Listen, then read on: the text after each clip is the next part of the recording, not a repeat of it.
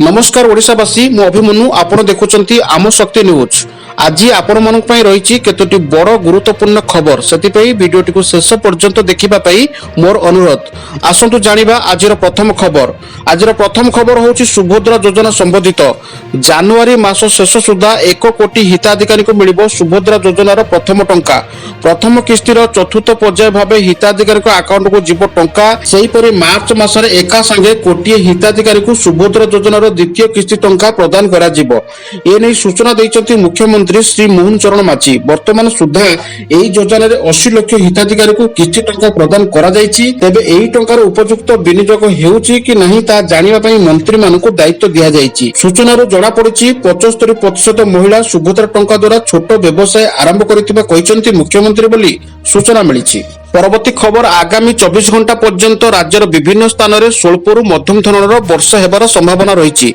गोटे किंबा दुईटी स्थान में प्रबल वर्षा हो पारे। नवरंगपुर, कलाहांडी, नयागढ़, खोर्धा, कटक, गंजाम, गजपति, रायगढ़ और केन्द्रापड़ा मध्यम वर्षा हेबार संभावना रही। अन्य समस्त जिले में स्वल्प वर्षा हेबार आशंका करा जाउछि। आज दक्षिण ओडिशा रे गंजाम, गजपति, कोरापुट, मालकानगिरी, नवरंगपुर और कलाहांडी जिले में स्वल्प वर्षार संभावना रही। आज झारसुगुड़ा और सुंदरगढ़ को छाड़ी अन्य समस्त जिले में वर्षा होईछि। आसंता काली परे वर्षार परिमाण पूरा कमी पारे बोली सूचना दैछन्ती भुवनेश्वर आंचलिक पाणीपाग केन्द्रर निर्देशिका। परवर्ती खबर ओडिशा पुलिस नियुक्ति बोर्ड ओपीआरबी रो विज्ञप्ति प्रकाश पाई। एही नियुक्ति माध्यम रे ओपीआरबी रे पुलिस स्टेशन ऑफिसर एवं असिस्टेंट जेलर को समेत विभिन्न भूमिका रे सब इन्स्पेक्टर पदवी पूरण हेबो। ए नै ऑनलाइन माध्यम रे आवेदन करबाकू पड़िबो। एही नियुक्ति माध्यम रे 900 रु अधिक पदवी पूरण हेबो। उभय पुरुष और महिला माने आवेदन करि परिबे। एही नियुक्ति सम्मानजनक ओडिशा पुलिस फोर्स रे जोग देबाकू चाहुतबा स्नातक प्रार्थी पई एक सुवर्ण सुजोग हेबो बोली सूचना मिलिछि। परवर्ती खबर आसंता 2025 नुआ वर्षर भुवनेश्वर कटक ट्विन सिटी रे कार्यक्रम हेबो उन्नत ट्रैफिक परिचालन व्यवस्था। ए नै ट्रैफिक नियंत्रण सह गहली अंचल उपरे कड़ा नजर रखिबो पुलिस। 2019 मसीह ड्रोन व्यवस्था सफल हेबा परे एबे अर्थात 5 वर्ष परे एहाको संपूर्ण कार्यक्रम करबाको निष्पत्ति नेछि कमिशनरेट पुलिस। ए नै कमिशनरेट पुलिस पक्षरु ड्रोन किनिया पई सोमवार दिन टेंडर डका जायछि। अत्याधुनिक और उच्च शक्ति संपन्न विशिष्ट एही ड्रोन 15 किलोमीटर पर्यंत शहर उपरे नजर रखिबो। एथिपई कमिशनरेट पुलिस ई टेंडर डाकिथिला बेले प्रथम पर्याय रे 2टी ड्रोन आनिबाको योजना रहिछि जहा सामान्य और अधिक उच्च क्षमता विशिष्ट फोटो और वीडियो उत्तोलन करि परिबो। एही टेंडर जनवरी 6 तारिख रे टेक्निकल और कमर्शियल बिड खोलबाको निष्पत्ति हेछि जहा ट्विन सिटी रे उन्नत ट्रैफिक परिचालन रे बेस सहायता हेबो बोली पुलिस पक्षरु सूचना दिया जायछि बोली खबर मिलिछि। परवर्ती खबर चिटफंड जमाकारी पई आसीछि बड़ खुशी खबर। खूब शीघ्र जमाकारी को मिलिबो चिटफंड टंका। ए नै सरकार चिंता करूछन्ती। खूब शीघ्र नीतिगत निष्पत्ति निया जाई पूरा प्रक्रिया को शेष करा जिवो। एकथा कहिसन्ती राज्य बीजेपी सभापति मनमोहन सामल। एहा सो कमिशनर रिपोर्ट सार्वजनिक नै सरकार अनुधान करूछन्ती बोली सूचना मिलिछि। परवर्ती खबर भुवनेश्वर जनता मैदान रे जनवरी 8 तारिख रु 10 तारिख मध्य हेबाकु थिबा प्रवासी भारतीय दिवस रे प्रधानमंत्री श्री नरेंद्र दामोदर मोदी और राष्ट्रपति श्रीमती द्रौपदी मुर्मू जोग देबे। प्रधानमंत्री मोदी 9 तारिख रे एहार उद्घाटन कार्यक्रम में जोग देबे। 10 तारिख रे उद्यापन उत्सव रे राष्ट्रपति शामिल हेबे। प्रवासी भारतीय दिवस रो सफल आयोजन पई मंगलवार खालबळ भवन रे नगर उन्नयन विभाग पक्षरु अनुष्ठित समीक्षा बैठक परे नगर उन्नयन मंत्री डॉक्टर कृष्णचंद्र महापात्र एही सूचना प्रदान करिसंती। मंत्री कहिसंती जे ओडिसा रे आयोजित हेबाकु थिबा प्रवासी भारतीय दिवस सबुठारु भलो हेबो बोली विश्वास रखी समस्त विभाग काम करूछि। मुख्यमंत्री निजे एहाकु गुरुतर सह अनुधान करूछंती। बैठक रे संस्कृति विभाग और पर्यटन विभाग अधिकारी कटक, पुरी, खोर्धा जिलापालक समेत बीडीए, बीएमसी, सीएमसी रो अधिकारी माने उपस्थित रहितिले। एही दिवस रे हेबाकु थिबा सांस्कृतिक कार्यक्रम नै आलोचना होईछि।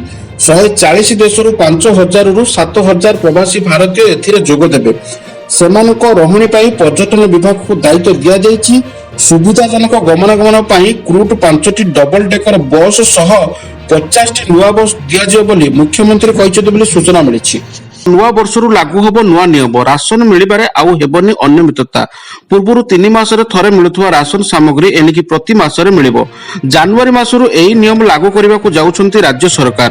ଖାଦ୍ୟ ଯୋଗାଣ ଓ ଖାଉଟି କଲ୍ୟାଣ ମନ୍ତ୍ରୀ କୃଷ୍ଣଚନ୍ଦ୍ର ପାତ୍ର କହିଛନ୍ତି, ପୂର୍ବରୁ 3 ମାସରେ ଥରେ ଚାଉଳ ମିଳିବା ଫଳରେ ଡିଲର ପାଖରେ ଅଧିକ ଚାଉଳ ମହଜୁଦ ରହୁଥିଲା।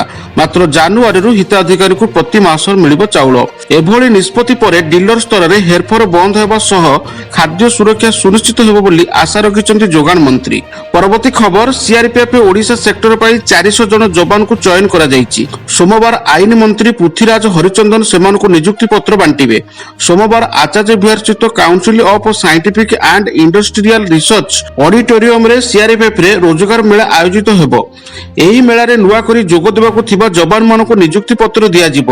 ଆଇଜି ଅମିତେନ୍ଦ୍ର ନାଥ ସିହ୍ନା, ଡିଆଇଜି ଭରତ ଭୂଷଣ ସେଠୀ ଓ ପୁଖରାଜ ଜୟପାଲଙ୍କ ସହିତ ଡେପୁଟି କମାଣ୍ଡାଣ୍ଟ ନଗେଶ କୁମାର ମେଳାରେ ଉପସ୍ଥିତ ରହିବେ ବୋଲି ସୂଚନା ମିଳିଛି। ପରବର୍ତ୍ତୀ ଖବର, କେନ୍ଦ୍ର ଅର୍ଥମନ୍ତ୍ରୀଙ୍କ ନିକଟରେ ପ୍ରାକ୍ ବଜେଟ୍ ବୈଠକରେ 9ଟି ଦାବି ରଖିଛି ଓଡ଼ିଶା।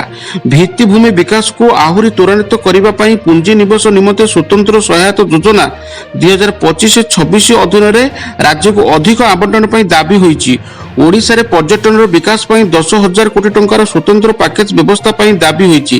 ଡିସେମ୍ବର 20 ତାରିଖ ଓ 21 ତାରିଖରେ ରାଜସ୍ଥାନର ବଜେଟ୍ ପୂର୍ବ ପ୍ରସ୍ତୁତ ବୈଠକ ଅନୁଷ୍ଠିତ ହୋଇଛି। ଏଥିରେ ମୁଖ୍ୟମନ୍ତ୍ରୀ ମୋହନ ଚରଣ ମାଝୀ ଯୋଗ ଦେଇଥିଲେ। ମୁଖ୍ୟମନ୍ତ୍ରୀ କହିଛନ୍ତି ଯେ କେନ୍ଦ୍ର ଅର୍ଥମନ୍ତ୍ରୀ ନିର୍ମଳା ସୀତାରମଣଙ୍କ ନିକଟରେ ସେ ଦାବି ରଖିଛନ୍ତି। ବିଶେଷ କରି ଭିତ୍ତିଭୂମିର ଉନ୍ନତି ପାଇଁ ଅର୍ଥ ଦାବି କରାଯାଉଛି ବୋଲି ସୂଚନା ମିଳିଛି। ପରବର୍ତ୍ତୀ ଖବର, ଅଲ୍ଲୁ ଅର୍ଜୁନଙ୍କ ଘର ଉପରେ ଓସ୍ମାନିଆ ୟୁନିଭର୍ସିଟିର ଜଏଣ୍ଟ ଆକ୍ସନ କମିଟିର ସଦସ୍ୟମାନେ ଆକ୍ରମଣ କରିବା ଘଟଣାକୁ ନିନ୍ଦା କରିଛନ୍ତି ତେଲେଙ୍ଗାନା ମୁଖ୍ୟମନ୍ତ୍ରୀ ରେବନ୍ତ ରେଡ୍ଡି। ଘଟଣାରେ କଡ଼ା କାର୍ଯ୍ୟାନୁଷ୍ଠାନ ନେବାକୁ ସେ ନିର୍ଦ୍ଦେଶ ଦେଇଛନ୍ତି।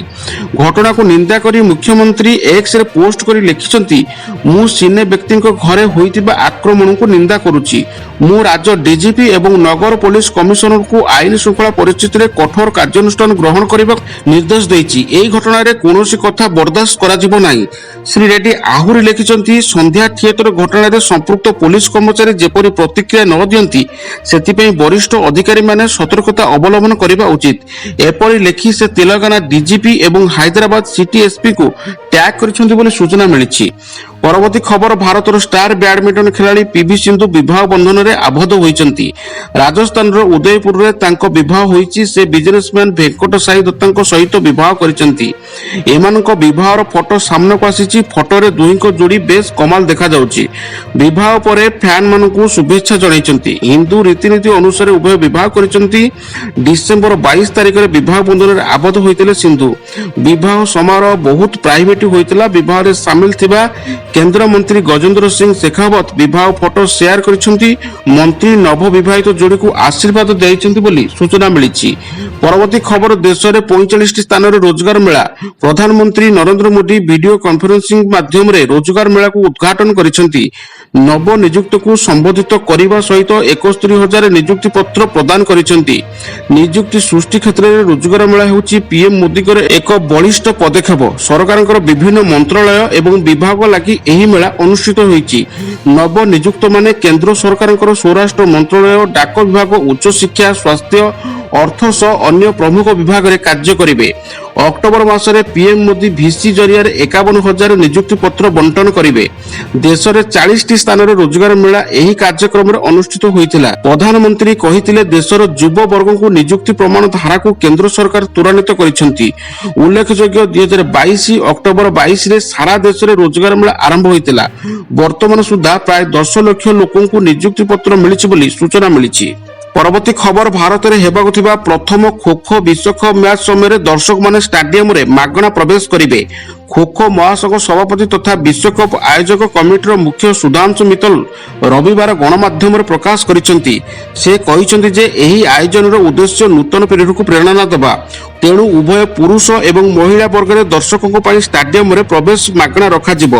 ଏହି ବିଶ୍ୱକପ ଦେଖିବା ପାଇଁ ଷ୍ଟାଡିୟମକୁ ଆସୁଥିବା ସ୍କୁଲ ପିଲାମାନଙ୍କୁ ମଧ୍ୟ ସ୍ନାକ୍ସ ଯୋଗାଇ ଦିଆଯିବ ବୋଲି ସୁଧାଂଶୁ ମିତ୍ତଲ କହିଛନ୍ତି। ଏହି ପଦକ୍ଷେପ ଦର୍ଶକଙ୍କୁ ବିଶେଷ ରୂପରେ ଯୁବପିଢ଼ିମାନଙ୍କୁ ଖେଳ ସହିତ ଯୋଡ଼ିବ ଏବଂ ଖୋଖୋକୁ ଏକ ପ୍ରମୁଖ ଖେଳ ଭାବରେ ପ୍ରତିଷ୍ଠିତ କରାଇବାରେ ପ୍ରେରଣା ଯୋଗାଇବ। ପରବର୍ତ୍ତୀ ଖବର, ଏସ୍ସିବି ମେଡିକାଲର ନନ୍ ଟ୍ରମା କାଜୁଆଲିଟି ସ୍ଥାନାନ୍ତରଣ ହେବ। ଏବେ କାଜୁଆଲିଟି ଯେଉଁ ସ୍ଥାନରେ କାର୍ଯ୍ୟ କରୁଛି ସେଠାରୁ ଉଠିଯାଇ ଭେଷଜ ୱାର୍ଡ ୟୁନିଟ୍ 6ରେ ପରିଚାଳିତ ହେବ। एससीबी कर्तृपक्ष खूब शीघ्र एभली पदक्षेप नेबाकू जाउछंती। अपर पक्षरे भेषज वार्डर यूनिट 6 चक्षु विभाग कोठार तृतीय महल को उठिजिवो।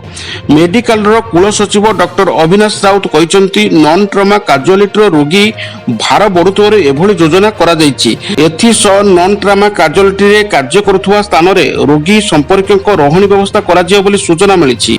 परवर्ती खबर स्कूल शिक्षा रे बड़ परिवर्तन करिसंती केंद्र सरकार। पंचम और अष्टम श्रेणी रे रहितबा फेल नहबा कटकणा को आज सरकार हटै दैछंती। जो पिला माने वार्षिक परीक्षा रे पास करिवे नाही सेमानकु स्कूल पक्षरु फेल घोषणा करा जाई परिबो। सेहीपरि सेमाने परवर्ती क्लास को मध्य जाई परिबे नाही। तेबे पंचम और अष्टम श्रेणी रे फेल होइतिया पिला मानकु आउ गोटे सुजोग दिया जिवो। सेमाने 2 मास मध्य रे पुणी थरे परीक्षार सुजोग पाई परिबे बोली सूचना मिलिछि। परवर्ती खबर आज आईन मंत्री तथा पूर्त मंत्री बड़ घोषणा करिसंती। मंत्री कहिसंती खूब शीघ्र काठजोड़ी नदी उपरे आउ 2टी ब्रिज निर्माण करा जिवो। जुडिशियल एकेडमी रास्तारु त्रिशुलिया जाय 4 लेन विशिष्ट रास्ता हेबो। एहा सह जुडिशियल एकेडमी रास्तारु जोब्रा जाय 6 लेन विशिष्ट रास्ता हेबो। एहा सह एससीबी द्वितीय कैंप्स 2025 सुधा न सरिले निर्माण दायित्व थिबा संस्था उपरे कड़ा कार्यानुष्ठान ग्रहण करा जियो बोली आईन मंत्री तथा पूर्त मंत्री कहिसंती बोली सूचना मिलिछि। परवर्ती खबर ओडिशार आउ 3टी स्थान रे डॉपलर राडार लागिबो बोली आईएमडी डीजी मृत्युंजय महापात्र एवं राजस्व मंत्री सुरेश पुजारी सोमवार दिन सूचना दैछंती। ओडिशार पारादीप एवं गोपालपुर रे 2टी डॉपलर राडार रहिछि। वर्तमान आउ 3टी स्थान रे एही राडार लागिबो। भुवनेश्वर बालेश्वर एवं संबलपुर रे खूब शीघ्र डॉपलर राडार लागिबो। एहा द्वारा प्राकृतिक विपर्यय आकलन आहुरी सटीक होई परिबो। अन्य पक्षरे देश रे 73टी राडार रहिछि। 2026 सुधा एहाकु 126 रे पहुंचाइबा पई सरकारक पक्षरु लक्ष्य रखा जायछि बोली सूचना मिलिछि। दर्शक बंधु ये थिला आज दिनर केतोटी बड़ गुरुत्वपूर्ण खबर। आशा करूची आमर खबर प्रसारण आपनको निश्चित भाबे भलो लागुथबो। आमर वीडियो जदि आपनको भलो लागुथाय वीडियोटी गोटे लाइक करिवे, शेयर करिवे, आपनकर मूल्यवान मत कमेंट करितेबे। वीडियोटी शेष पर्यंत देखिथिबारु आपनको अनेक अनेक धन्यवाद।